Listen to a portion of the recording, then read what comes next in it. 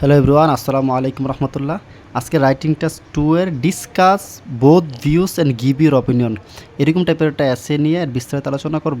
এইসব টাইপের as writing test 2তে বেশি আসে। আইএলটিএস এক্সামে রাইটিং টেস্ট 2 এর জন্য এইসব টাইপের অ্যাসে বেশি আসে। এটাকে দেখেন দিছে যে some people say history is one of the most important school in subject.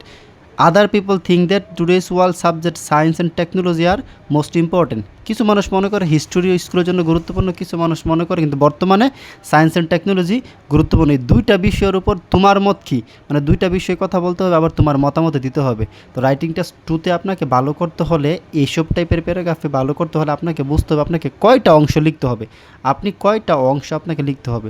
যে কোনো বিষয়ে লিখতে হলে প্রথম ইন্ট্রোডাকশন প্যারাফ্রেজ করা লাগে, তারপরে বডি 1 বডি 2। এই জায়গায় যেহেতু ডিসকাস বোথ ভিউস, তো বোথ ভিউসে বোথ ভিউসে দুইটা বডি, তারপরে গিভ ইউর অপিনিয়ন আমার মতামত ফুললি একটা বডি, তারপরে আবার কনক্লুশন টোটাল 5টা বডি। এই 5টা যদি ফরম্যাটটা ফলো করে লিখতে পারেন ইনশাল্লাহ ভালো হবে আপনার রাইটিং টাস্ক 2।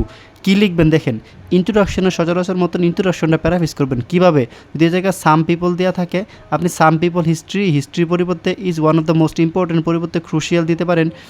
এই সাবজেক্টের পরিবর্তে যদি যতটুকু আপনি জানেন ততটুকুর ভিতরে প্যারাফ্রেজ করে হোয়াইল অথবা হোয়ারেস দিয়ে, মানে এক পক্ষ হোয়াইল আরেক পক্ষ হোয়ারেস, এক পক্ষে বলার পরে আপনি এই জায়গায় হোয়াইল অথবা হোয়ারেস দিবেন, তাহলে দুই পক্ষ হয়ে যাবে। ইন্ট্রোডাকশন এইভাবে প্যারাফ্রেজ করতে পারেন। ইন্ট্রোডাকশনের ভিতরে লিখতে পারেন this as you will discuss both views before giving my opinion. আমার মতামত দেওয়ার আগে আমি দুইটা বিষয় নিয়ে আলোচনা করবো। ইন্ট্রোডাকশন প্যারাফ্রেজ শেষ। দুইটা কানেক্টর ইউজ করার চেষ্টা করবেন, হোয়াইল অথবা হোয়ারেস।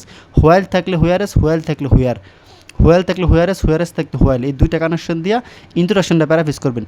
এবার দেখেন বডি 1 কী লিখবেন, কেন যেহেতু দুইটা ভিউস আপনাকে দেখাতে হচ্ছে, তাহলে বডি 1-এ অন দ্য ওয়ান হ্যান্ড একটা কানেক্টর ইউজ করবেন, কমা বা ফার্স্টলি ইউজ করার পরে আপনি একটা কারণ দাঁড় করাবেন যে হ্যাঁ কেন স্কুলে হিস্ট্রি পড়া গুরুত্বপূর্ণ।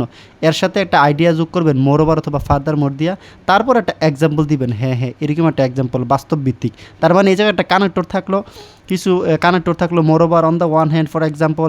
আবার আপনার আইডিয়াটা সুবিন্যস্ত হলে আপনি যাই লেখেন না কেন আপনি কুহেরেন্সের মার্কটা টোটালি ফলো করলেন। আবার বডি 2-তে অন দ্য আদার হ্যান্ড লিখে আরেকটা মতামত, সেকেন্ড রিজন দেওয়ার পর আবার ফর ইনস্টেন্স, এই জায়গায় ফর এক্সাম্পল দিলে এই জায়গায় ফর ইনস্টেন্স কানেক্টর চেঞ্জ করে দিবেন। এই জায়গায় ফার্দার মোড দিলে এই জায়গায় মোর ওভার দিলে এই জায়গায় ফার্দার মোড দিবেন, অথবা ইন এডিশন দিবেন, এডিশনালি দিবেন। মূলত হচ্ছে আইডিয়া যোগ করবেন। এই জায়গায় আপনি 3টা কানেক্টরস খাওয়াবেন, এই জায়গায় 3টা কানেক্টরস খাওয়াবেন। প্রথম রিজনে 3টা, দ্বিতীয় রিজনে 3টা, 6টা।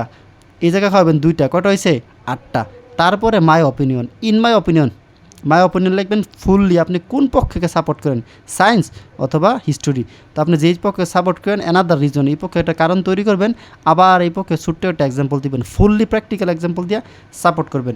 এইভাবে তারপরে আপনি কনক্লুশন লিখবেন। কনক্লুশনে আপনি উভয় পক্ষ নিয়ে আংশিক কথা বলবেন, পুরোপুরি না, যে হিস্ট্রি এবং সায়েন্স দুইটাই আমাদের সমাজে দরকার ভালো করতে হলে।